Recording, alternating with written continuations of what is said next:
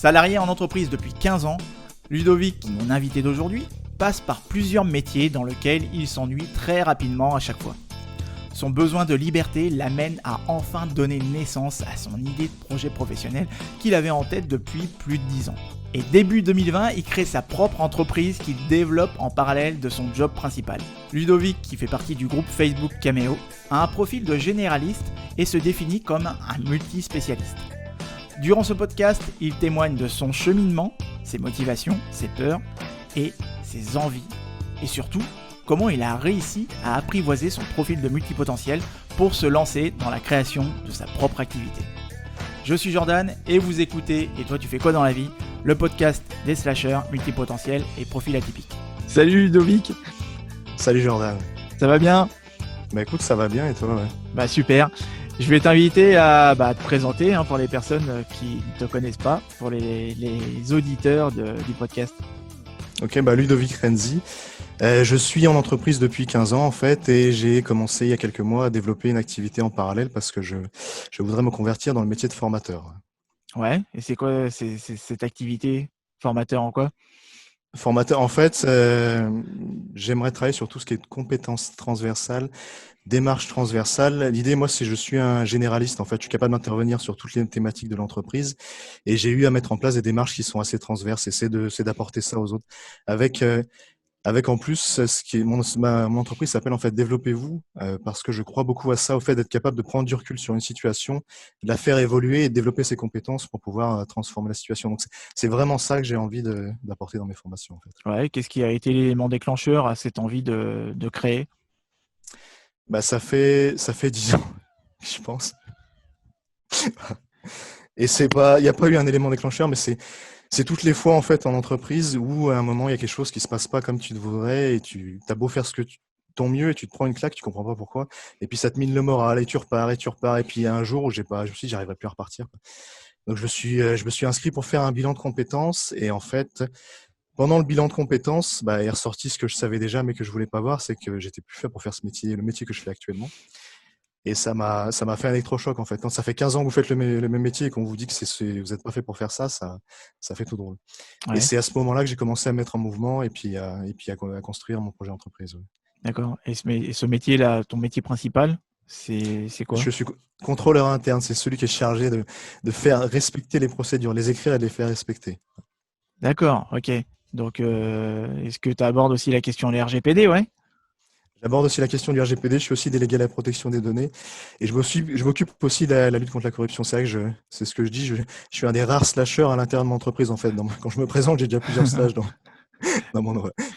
Ouais, parce qu'en général, c'est plutôt, enfin en général, encore une fois, on peut pas non plus faire de généralité, mais c'est plutôt des personnes c'est un peu comme c'est rare de trouver des comptables, tu vois, qui cumulent plusieurs jobs. Et pourtant, en plus de ça, quand je suis en train de te dire ça, moi je connais mon meilleur pote, il est comptable et il est sapeur-pompier volontaire en parallèle.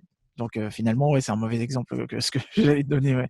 Mais bon, des slasheurs, de toute façon, des personnes qui cumulent plusieurs boulots en parallèle, par nécessité économique ou par envie, t'en trouves pas tous les coins de rue, en tout cas quand tu es salarié, ça c'est sûr. Mais ça faisait 10 ans que tu y pensais et pourquoi cette activité en parallèle en particulier? Parce qu'en fait, j'ai toujours aimé transmettre finalement et c'est ça. Dès mon premier emploi, j'ai commencé à faire plein d'autres choses que mon métier et notamment aller vers de la formation.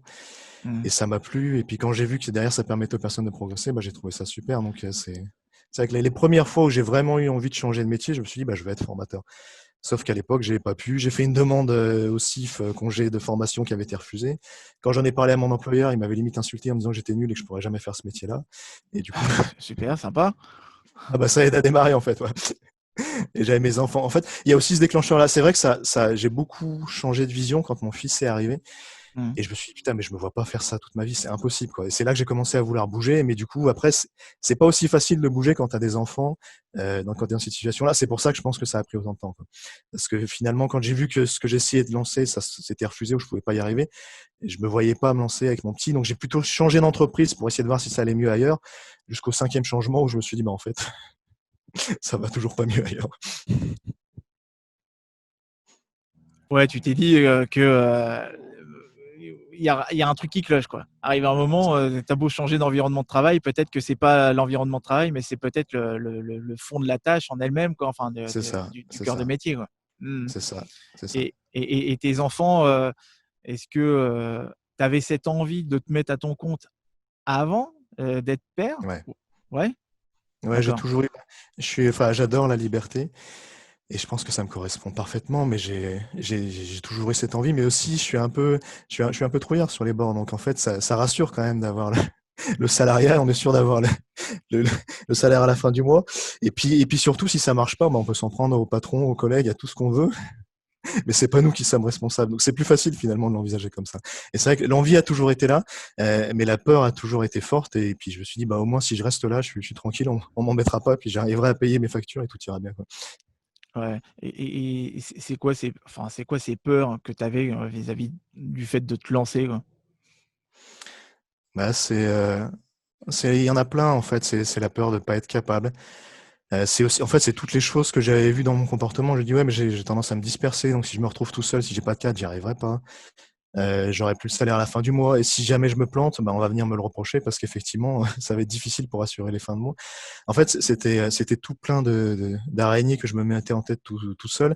Je me disais aussi: «Oui, mais la formation, si je reste dans mon domaine, j'attirerai personne et je serai pas capable de sortir de mon domaine, j'ai besoin de maîtriser». En fait, c'est tout plein de croyances, que j'ai fini par dépasser au fur et à mesure de ce process de création d'entreprise. Mais c'était l'idée, en fait, que j'en étais pas capable et surtout que j'avais pas le droit de le faire. Parce que finalement, bah, j'avais déjà un métier. Pourquoi changer si en plus je gagne bien ma vie? Voilà, j'ai des responsabilités comme je l'ai dit. Je vois pas, enfin, on est quand même dans une société où on prône plutôt le fait de rester dans son emploi, ad vitam, enfin pas ad vitam aeternam, mais presque. Tant que finalement on a un boulot, mon père me disait souvent ça: «Tu as un boulot, ton patron il est content, bah, c'est déjà pas mal en fait». Ouais, mais voilà, nos parents, ils ont connu aussi un monde qui n'existe plus aujourd'hui. Le C'est monde ça, une du autre façon de faire, ouais. Ah bah, complètement, il y a juste à voir aussi, comment ça a évolué en 5 ans en termes de mentalité. Il y a énormément de personnes qui s'en rendent compte aujourd'hui et même alors tu dans le marché de la du sur le marché du travail, les pratiques sont pas les mêmes, les styles de management aussi sont pas les mêmes parce que forcément, bah, les nouveaux candidats ou les nouveaux entrants sont pas les mêmes aussi. Ils ont pas les mêmes, façons de gamberger donc et les carrières linéaires, c'est fini, hein. On sera amené à se Ouais, reconvertir 5, 6, 7 fois, même plus, dans sa vie. Donc, il arrive un moment, si l'entreprise n'arrive pas à s'adapter, à cet environnement externe et à ces changements de mentalité, ils vont se retrouver face à un problème. Ça, c'est évident. on Mais est comment est-ce que tu complètement as fait, d'accord. du coup, pour surmonter ces peurs? Bah, la première chose, en fait, ça a été le temps. C'est au début, je voulais absolument m'arrêter tout de suite. Je suis c'est vrai que la première chose que j'ai fait une fois que j'ai dit: «Ça y est, je vais créer mon entreprise», c'est d'aller voir ma responsable pour dire: «Bon, ça y est, je m'en vais». Voilà, alors que c'était en début d'année, on est au mois de juillet, voilà.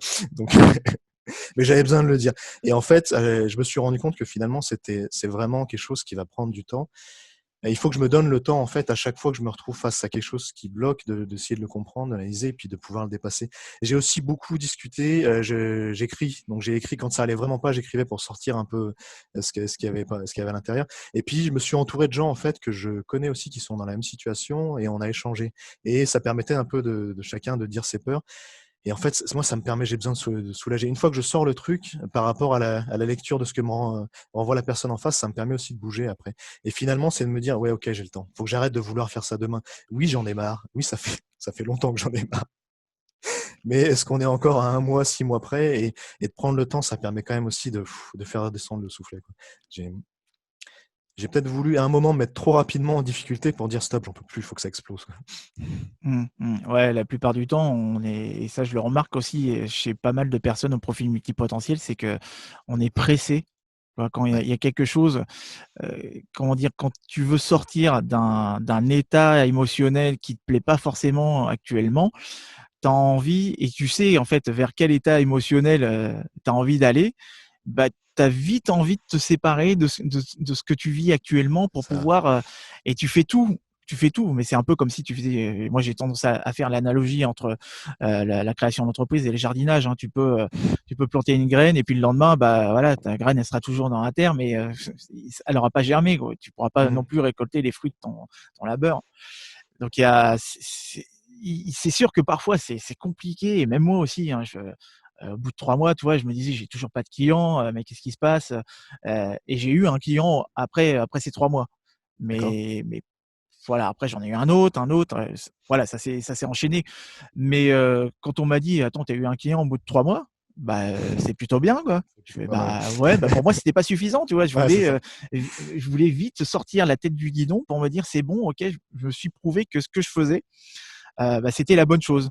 Et puis au fur et à mesure, après forcément, hein, la première année, les gens, ils attendent d'une certaine manière de voir si ce que tu fais, ça va prendre de l'ampleur, si c'est sérieux, les premiers retours clients et cetera. Et puis après, ouais, bah, c'est l'effet boule de neige, hein. Ça, c'est sûr. Bon, peut-être pas forcément en ce moment avec, la période actuelle, mais bon, ça va repartir de toute façon, hein, à moins qu'on retombe encore dans une vague, Dans une autre période, ouais. qui nous oblige à être confinés. Enfin bon, en tout cas, je vois qu'il y a pas mal de mes clients qui se sont adaptés, qui ont commencé à se dire: C'est «Eh, mais peut-être ça. qu'il va falloir qu'on fasse des formations en ligne ou qu'on développe des outils, pour faire des formations en ligne». Bon, après les formations C'est en ligne, ça. c'est pas ce qu'il y a de meilleur, hein, mais bon. Ouais, mais ça, c'est possible en fait de faire. Moi, justement, je travaille beaucoup là-dessus parce que c'est un atout. Je suis assez geek et tourné vers tout ce qui est informatique. Et du coup, bah, tous les formateurs actuels sont pas forcément en phase avec ça. Et moi, ça me permet, bah, dès le début, en fait, quand j'ai commencé à prospecter, on m'a parlé de ça. Ils en parlent tous maintenant de la classe virtuelle. Donc, je me suis intéressé un peu au sujet et je me dis, ça peut être un atout pour moi pour rentrer parce que finalement, si on le prépare bien et qu'on a compris comment ça marche, ça peut être aussi sympa la formation en ligne. Il y a de quoi faire des belles choses. Donc, Ah ouais, ça je te confirme. C'est que en tant que formateur, pour avoir fait là des classes virtuelles, heu, tu sais, quand tu fais de la formation en présentiel, ce qui est intéressant, c'est d'avoir les retours, de faire travailler les gens, mais c'est d'avoir les ça. retours en direct, en voyant ce qu'ils font, voilà, tu as accès à leur travail, soit sur feuille, soit sur ordinateur. Et le fait d'être en classe virtuelle, bon, certes, il y a toujours le partage d'écran, mais moi, tu vois, j'étais rincé à la fin de ma Ouais. journée, chaque fin de journée, j'en ai enchaîné 2 d'ailleurs, D'accord. et à la fin, je sais pas, c'est beaucoup plus fatigant, heu, que d'être juste en formation présentielle. Et en général, en formation présentielle, à la fin de la journée, je pète le feu, quoi.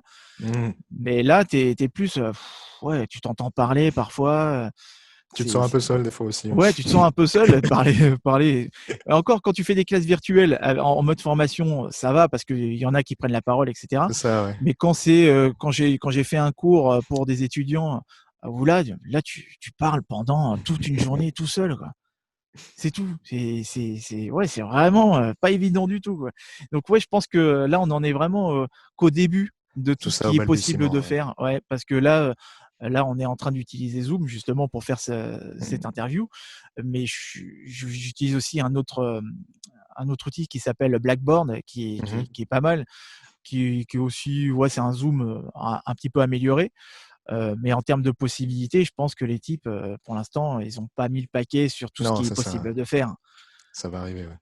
Ça va arriver effectivement et je pense que ça permettra plein de choses super intéressantes, de faire plein de jeux. Enfin, on arrivera à mon avis, avec du travail avec les outils, à transformer et à retrouver quasiment presque la même interactivité qu'en formation. Ça, j'y crois beaucoup et du coup, ouais, et du coup, ce sujet moi, ça tombe bien que comme ça me plaît et qu'en plus, bah, il y a besoin de formateurs qui vont être aptes à faire ça, bah, c'est le bon moment pour moi, quoi. Finalement, la période du Covid m'aura permis déjà ça et puis aussi de moi j'ai créé l'entreprise en mars. Bon, j'avais pas Ah prévu oui. d'avoir des clients tout de suite. Mais du coup, je me suis retrouvé avec enfin du temps. Je me suis organisé du temps parce qu'avec les 2 enfants à la maison, j'avais pas vraiment beaucoup de temps. Mais ça m'a permis en fait d'énormément réfléchir à ce sur quoi je voulais me positionner, de prendre du recul et ça franchement, ça a été plutôt salvateur pour moi, quoi. De pouvoir vraiment identifier comment j'allais sur quel axe j'allais me positionner, quoi. Mmh. Donc c'est cette période de confinement qui a plutôt été bénéfique à ta réflexion et pour pouvoir, Ouais. avancer dans le cheminement de la création de ton entreprise. C'est ça, ouais, complètement parce qu'en fait, je me suis retrouvé comme j'avais mes 2 petits à la maison, je pouvais pas télétravailler. Ma fille, elle a 3 ans, enfin Mmh. voilà. La seule fois où j'ai essayé, elle vient de faire de la pâte à modeler sur l'ordinateur portable, enfin voilà, bref. Ah ouais. Du coup, par contre, j'étais complètement coupé du monde du travail et ça m'a permis de prendre du recul et de vraiment de me dire: «OK, qu'est-ce que j'ai envie de faire, quoi?» Et finalement de changer l'orientation du projet parce que je restais un peu toujours dans l'idée de faire ce que les gens attendent en face. C'est ce que j'ai toujours fait un peu. Je me suis dit comme ça, je serais tranquille. J'ai fait ça en entreprise et je commençais à faire ça quand je créais mon entreprise. Je me suis dit, non, ça va pas. Enfin, moi, j'ai pas envie de faire ça, ça me plaît pas, quoi. Donc oui, je vais sûrement m'appuyer sur mon expérience, mais j'ai envie de m'éclater sur autre chose, quoi. Moi, ce qui me plaît, c'est vraiment de faire progresser les gens, de les faire se développer, qu'on parle de compétences transversales, qu'on parle de créativité, qu'on parle d'audace, qu'on parle d'autonomie et toutes ces choses-là. Donc oui, aujourd'hui, je m'appuie pas encore là-dessus, mais ça va venir. Et en tout cas, j'ai identifié. Je me suis dit, si à un moment je fais ce que j'aime faire, c'est beaucoup plus facile de le faire, quoi, et je le vendrai beaucoup mieux. C'est ce qu'on disait juste avant l'interview, en fait. C'est plus facile pour moi de me positionner maintenant parce que de toute façon, j'y crois. Alors qu'au début, j'étais sur un truc que j'essayais d'expliquer, oui, mais c'est ça que je fais. Et en plus, personne connaît mon métier. Donc, c'est vachement facile de l'expliquer. Quand je parle de contrôle interne de RGPD, il y en a la moitié qui me regarde en disant, mais c'est quoi ça? Et du coup, maintenant, je m'en fous parce que je sais de quoi je parle et ça me plaît. Donc, ça change vraiment la donne. Et ça m'a permis aussi, ça, le confinement. Ouais. Quand tu es complètement aligné avec des compétences que tu maîtrises ou que tu as envie d'apprendre ou des choses où tu as envie de te positionner en termes de source de plaisir, là, ça change complètement la donne, hein. Tu vois, moi, je me considérais comme quelqu'un qui était incapable de faire de la prospection parce que quand j'étais plus jeune, j'avais fait par exemple mon BTS de commerce, j'avais fait de la prospection pour chercher des partenaires pour un événement auquel je croyais pas forcément, quoi. Donc forcément, si le produit ou le service que tu promotionnes, tu y crois pas, c'est très compliqué de faire. Alors que à partir du moment où je me suis mis à mon compte, ça a complètement changé la donne. Même je me considérais même pas en train de faire de la prospection quand j'allais rencontrer des clients, enfin des prospects ou des futurs clients. Et que quand j'étais en rendez-vous, bah, pour moi, c'était pas un rendez-vous client comme la représentation que je me faisais en costard cravate. Alors oui, on va parler chiffres, on va parler ici d'opportunités, mais tout naturellement, ça se faisait et c'est ça qui a fait que, bah, peut-être aussi, chaque fois que j'avais un rendez-vous client, je le transformais en contrat et ça, c'est plutôt appréciable. Mais c'est et tu relèves aussi un point qui est important, c'est que, on en parlait tout à l'heure, tu te considères avoir un profil multipotentiel? Ah, oui, complètement, complètement. Donc, de par le côté d'être généraliste, ouais. C'est ça, c'est ça. C'est ce que je te disais, en fait. Moi, au début, quand je présentais mon métier, je suis généraliste, je peux intervenir dans toutes les thématiques, on comprenait pas. Donc, je dis que j'ai cherché multispécialiste et je suis tombé sur le multipotentiel. Et en fait, j'ai toujours aimé apprendre. Et quand on en revient à ce qu'on disait dans l'entreprise, je me suis ennuyé au bout de quelques années et après, j'ai changé de boulot. Je me suis dit, ça ira mieux. Et en fait, plus je changeais, plus je m'ennuyais rapidement. Putain, il y a un truc qui va pas. Et pendant des années, j'ai cru que c'était moi qui avais un problème. Enfin, je suis même allé voir un psy, il y a un truc qui va pas, quoi. C'est pas possible. Je m'ennuie à mourir au travail. J'avais développé des méthodes même pour pouvoir rendre mon travail dans les temps et faire autre chose à côté de mon boulot. J'ai dit, il y a un truc qui va pas. C'est pas possible. Et en fait, sur ce profil, je me suis reconnu, j'ai dit: «Putain, mais c'est exactement moi». Ce pourquoi je suis allé voir un psy, en fait, c'est juste décrit cette capacité à s'enthousiasmer et à vouloir tout de suite Ouais. aller au bout du projet. C'est ce qu'on disait juste avant, en fait. Moi, je suis à la lettre A, il faut aller au Z et en fait, je veux pas faire A, B, C, D. Je vais partir direct bien en tête jusqu'au bout et en fait, il m'a fallu du temps quand même pour l'accepter. Mais aujourd'hui, à force de lecture et à force de m'intéresser à ce sujet-là, je me suis dit: «Putain, mais c'est juste exceptionnel, en fait». Et pour revenir sur mon métier de formateur, au début, je me suis dit: «Je peux pas sortir de mon domaine de maîtrise» et finalement, bah, tu vois, je me suis dit: «En fait, je suis capable de sortir». J'allais sur des domaines connexes, mais je suis capable de sortir et quand ça m'intéresse, j'arrive à déployer une énergie qui est assez folle et bah, là, je suis en contact avec un organisme de formation et une des formations qui les intéresse, c'est celle que j'ai rajoutée au dernier moment en me disant: «Ouais, mais ça, je connais moins» et en fait, si, enfin, je suis capable de maîtriser assez rapidement le truc et ouais, oui, je me considère complètement comme un profil multipotentiel et en fait, c'est une énorme chance. C'est Ouais.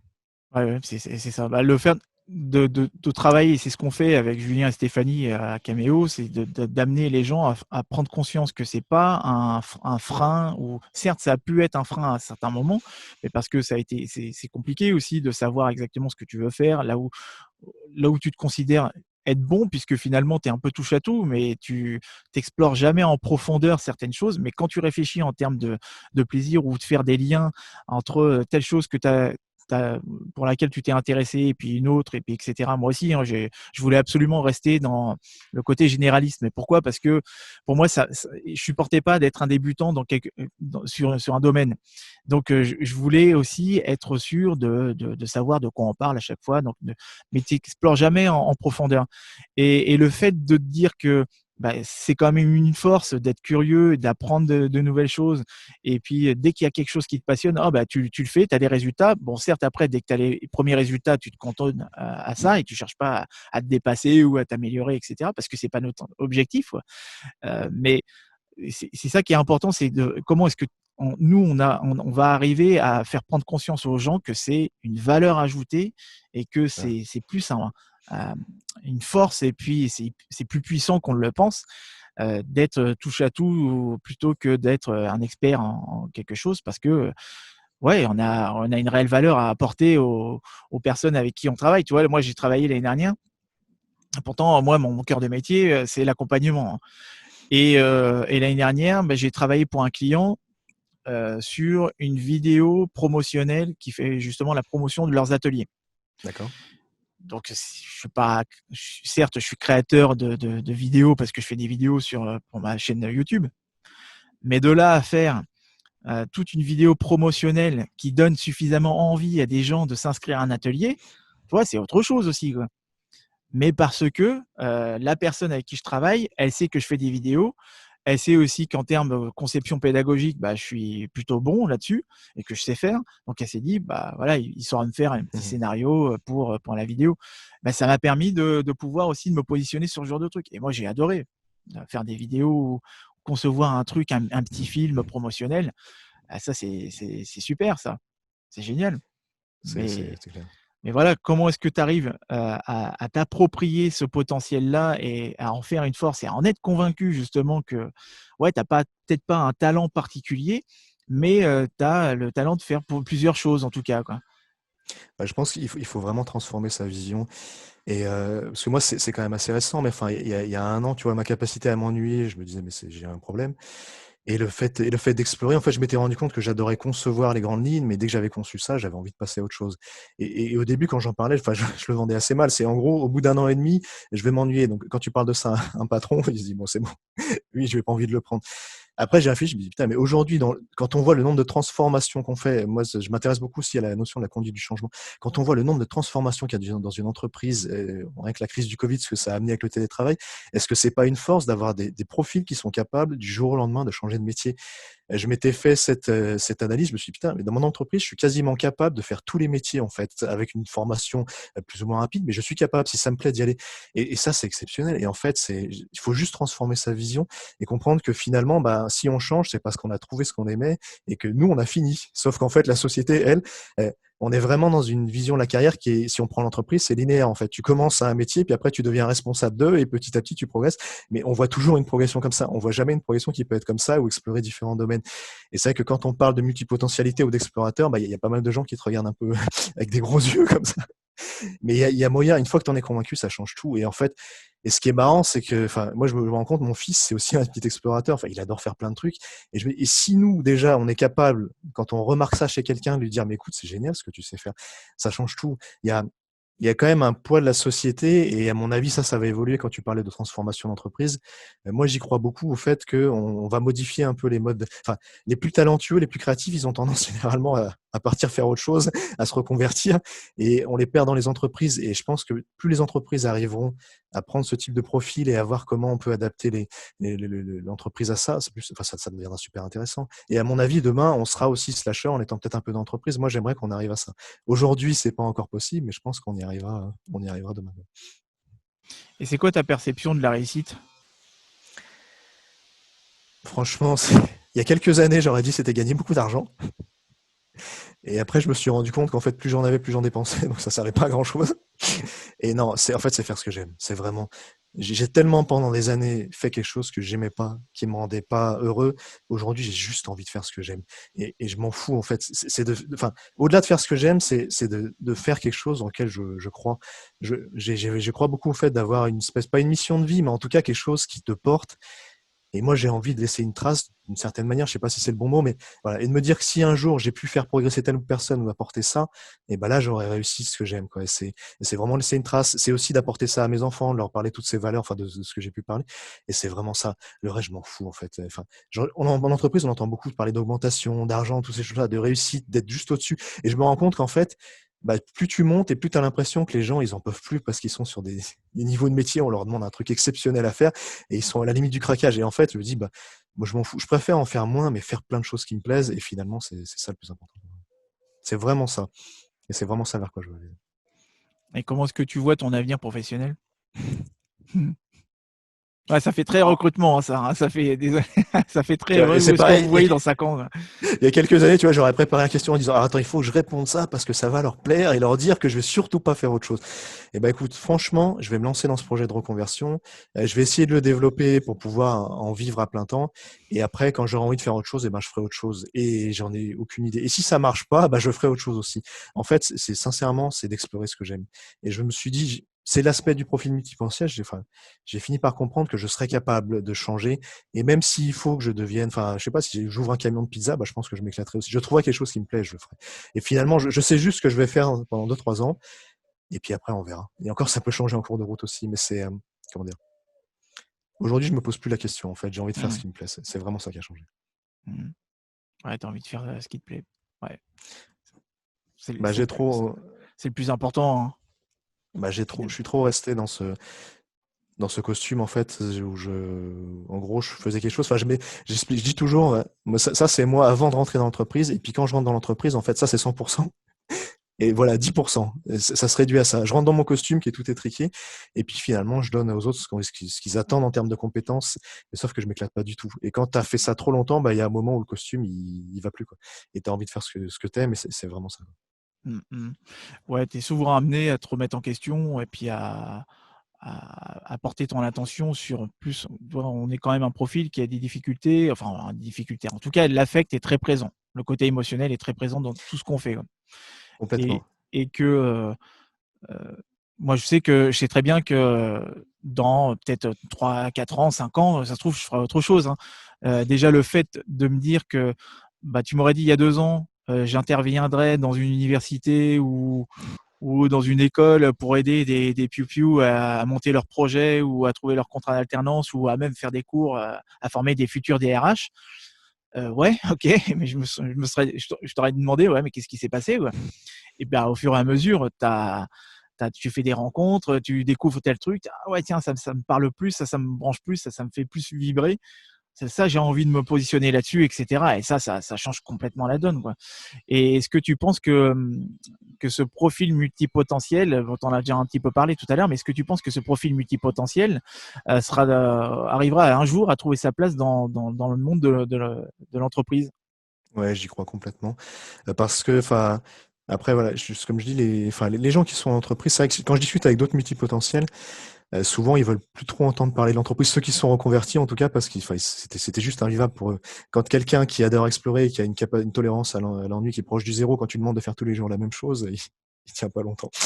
Mais moi, je crois quand même qu'il y a beaucoup de gens très intelligents dans les entreprises et ils sont capables de se rendre compte qu'ils perdent des talents et qu'il y a des possibilités de faire évoluer. Et je sais que après, moi, j'ai toujours, c'est pour ça quand je parlais de mon entreprise qui s'appelle Développez-vous, je me suis toujours dit c'est très important en fait si je crois en quelque chose, je dois être la première personne à le mettre en pratique. Et moi, quand ça va pas, je vais voir mon entreprise, je lui explique ce qui va pas et pourquoi je m'ennuie. Et je pense que c'est aussi à nous de parler de ce profil, de le mettre en avant et d'expliquer en quoi c'est des forces. C'est ce que je disais juste avant. C'est vrai que quand je veux le présenter en disant je m'ennuie au bout d'1 an et demi, c'est pas comme ça qu'il faut le faire. Voilà, on va trouver une autre façon. Mais quand je leur dis, vous savez, avec le nombre de changements qu'on a aujourd'hui, est-ce que c'est pas une force d'avoir des gens comme moi qui peuvent vous gérer, porter des nouveaux projets et puis après les transmettre et passer à autre chose? C'est aussi à nous d'en parler et de communiquer autour. C'est aussi à nous effectivement d'apporter aux autres multipotentiels moi ça m'intéresserait un jour de faire des formations là-dessus, d'en gros, qu'est-ce qui permet de passer la situation de je suis un gros naze qui s'ennuie tout le temps à je suis capable d'apporter plein de choses et qu'est-ce qu'on peut amener comme compétences comme compétences derrière et comment transformer ça en situation pédagogique. Je pense qu'il y a moyen aussi d'aider d'autres. Et c'est à nous en fait de mettre en marche ce mouvement. Et à terme, oui, parce qu'il y a, enfin, si on regarde dans l'histoire, à l'époque, les explorateurs, c'était des gens qui étaient quand même plutôt bien vus et qui ont fait des choses exceptionnelles. Et aujourd'hui, tu en as plein. Enfin, je sais pas, et quand tu regardes, il y avait un reportage il y a quelques jours en fait sur Teddy Riner et en fait son entraîneur disait si je le laisse faire que du judo, il va perdre en performance, il va éclater parce qu'en fait il adore faire plein d'autres choses. Et je me suis dit putain ça c'est un outil en fait aussi. Et si tu regardes bien sur tous les profils qui plaisent aussi aux gens que tu retrouves dans les métiers créatifs, à la télévision, dans le sport, tu as aussi des multipotentiels. Donc après c'est à nous d'en prendre conscience et d'être capable de mettre ça en avant sans à un moment tomber dans le fait de on est se décrire uniquement par ça. On est ça, mais je suis aussi beaucoup d'autres choses que ça, quoi. Je me suis interrogé aussi sur le sujet du haut potentiel. Tu vois, et quand je suis allé sur des forums là-dessus, en fait, bah, je me rends compte que il y en a beaucoup qui sont plus dans la souffrance et qui sont plus dans l'idée de je vais affirmer ma différence, mais sans vouloir trop me mélanger. Moi, ça m'intéresse pas. J'ai juste envie de rencontrer plein de gens. Et multipotentiel, c'est une compétence ou une caractéristique parmi une autre. Voilà. Maintenant que j'ai compris que c'était une force, bah, j'ai envie de l'explorer, mais euh, sans que ça devienne la seule chose dont je parle tous les jours, quoi. C'est vraiment ça. Ouais, tu relèves un truc intéressant, là, un point intéressant quand tu parles de HPI, parce qu'il y a beaucoup de personnes voilà, qui savent pas trop se positionner. Et puis aujourd'hui, il y a beaucoup de personnes qui se considèrent HPI ou zèbre. Voilà, donc c'est aussi notre rôle, nous, chez Cameo, de pouvoir faire en sorte que cette notion, elle soit claire pour tous et que comme tu l'as dit, et c'est important de ne pas forcément se définir qu'à travers un profil. Quand tu as des personnes qui disent ouais, moi je suis multipotentiel, oui, tu l'es, mais tu as un profil multipotentiel surtout, quoi. C'est plus un C'est ça. fonctionnement qui fait que C'est ça. tu n'es pas que ça, quoi. Et derrière le fait qu'il y a beaucoup de personnes ouais, comme tu le disais, qui sont plutôt malheureuses et qui veulent se distinguer, mais sans trop. Enfin, voilà, c'est un débat à part entière, hein. Je pense qu'on pourra Oui, oui. en faire même un autre podcast par rapport à ça. Mais déjà, le fait de t'approprier intellectuellement, émotionnellement, psychiquement, ce fonctionnement interne, ce câblage interne, ça change énormément de choses, quoi. C'est ça le plus important. Ouais. Ouais. T'aurais un mot de la fin? Eh ben écoute, juste ce que tu m'avais dans ce que tu m'avais demandé effectivement par rapport aux peurs, euh, c'était pour tous ceux qui veulent se lancer, franchement, ça vaut le coup. Moi, je me suis rendu compte, c'est dur quand on est dans l'entreprise et qu'à un moment on est un peu éteint, de se dire, bah, je vais avoir la force de le faire. Mais moi, franchement, à chaque fois que je me relance sur mon projet, et comme je fais aussi quelque chose auquel je crois, ça me donne une énergie qui est incroyable. Et on en parlait, ça m'aide aussi à transformer les contacts que je peux avoir en client parce que j'y crois vraiment, quoi. Donc c'est vraiment, ça vaut le coup. Essayez de toute façon, c'est pas grave, même si vous ratez, franchement, ça vaut vraiment le coup de le faire, quoi. Bon, bah top. Bah, super. Bah, merci encore d'avoir Merci. accepté mon Merci à invitation. toi. Merci beaucoup. Super. Et puis, bah, on peut te retrouver où alors? Eh ben écoute, j'ai sur LinkedIn, effectivement, donc Ludovic Renzi, et mon site c'est développez-vous.fr. Il est encore en construction, mais je pense qu'il va assez vite à aboutir. Ouais.